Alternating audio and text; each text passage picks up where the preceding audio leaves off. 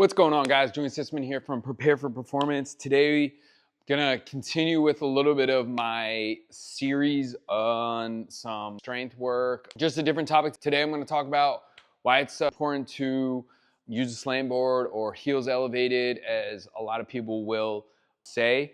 You can use a slam board. You can grab two plates depending on the height. So why do people use slam boards? One is some people, when they are squatting, their ankle mobility is not as good. Maybe they just have a previous injury, just bad mobility from sitting too much and not getting a lot of plantar flexion and dorsiflexion. So ankle mobility is not good. And how I typically will not really diagnose it, but when someone's squatting and maybe they're doing like an overhead squat and they do a little bit of a heel raise, that just kind of gives me basically the idea that, okay, we're gonna start them with some heels elevated for a few cycles of squatting.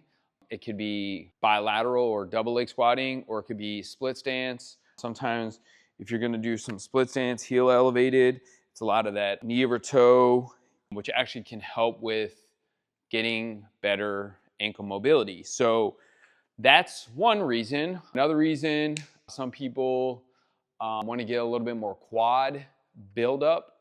So this allows you to be more upright because your heels are elevated, so you can sit down, get more quad work, which could be for maybe some injury prevention, could be for just an aesthetic thing where you just want quads to pop better.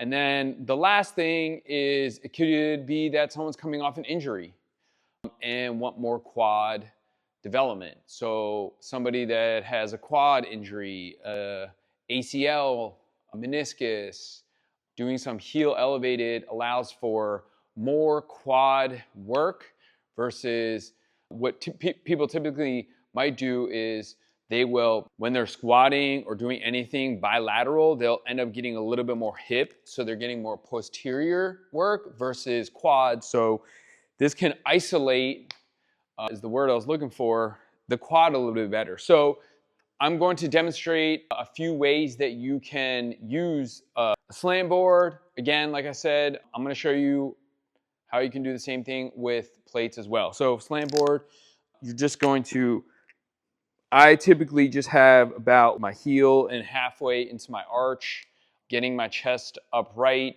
and really focusing on just driving my knees forward.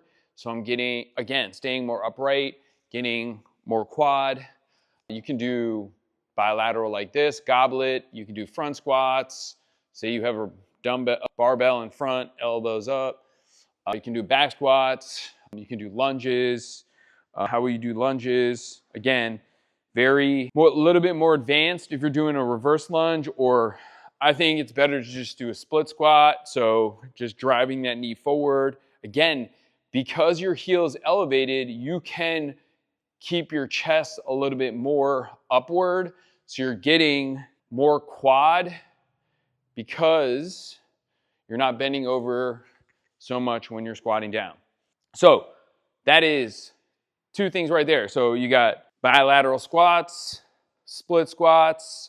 Another thing you can do is heels elevated, lateral lunge. Again, you can still keep a lot of upward stance on the lunge and keeping your chest a little bit more upward, hit more quad. Using a slam board, to be honest with you, is probably a little bit easier. You can get these on the internet all over the place. This one is literally slant board. I'll put the link in the description. If you don't want to buy a slam board and just want plates, get two plates. You're gonna get the plates into your squat stand. Again, grab that dumbbell, barbell, whatever. You can also use a safety squat bar and chest up, driving your knees forward, controlled, and drive back up. Again, this is a great exercise for, like I said, an individual that may be coming off injury, maybe want a little bit more quad development, maybe an individual that has bad ankle mobility and it wants to improve on their ankle mobility, because again, over time, if you have bad ankle mobility, you want to, over time, get away from the slant boards, right? Again, you don't have to. If you find it better and you feel better when you're doing a slant board, great. If you want to not use it, this can help improve it, get good mobility in that ankle. And I think it's also great just for the 8. Again, you can still use this for some single leg squatting. Again, keeping that chest upright, drive that knee forward, get a lot of quad development. This is a great exercise also for individuals that may not be in a gym where there is leg press, stuff like that. So you're isolating that quad. And it's a really actually a great exercise if you do it right and you push it and work in different rep ranges. It can be heavy, it can be moderate to heavy, getting some hypertrophy, or you can do it like body weight and really work on those high reps, 15 plus, maybe a little bit more endurance based. So that is heels elevated, different ways to use it, why it can be used. Again, this can be used, I didn't mention this before, this can be used as a main lift. So it could be front squats, back squats, safety squat bar as your main lift as a squatting position. Sometimes people just like it. Like I said before, this can be used in accessories for split squats, lateral squat, maybe just regular goblet squat. So make sure you follow me, click the subscribe button. I'm going to continue to work on different ideas that I find that are topics that people like to talk about or want to learn more about, and provide my personal opinion about why it's good for you, how it can be helpful. This can be used for anybody from an athlete all the way to an individual that is just working out at the gym. So hope this helps. Have a great rest of your day. Peace.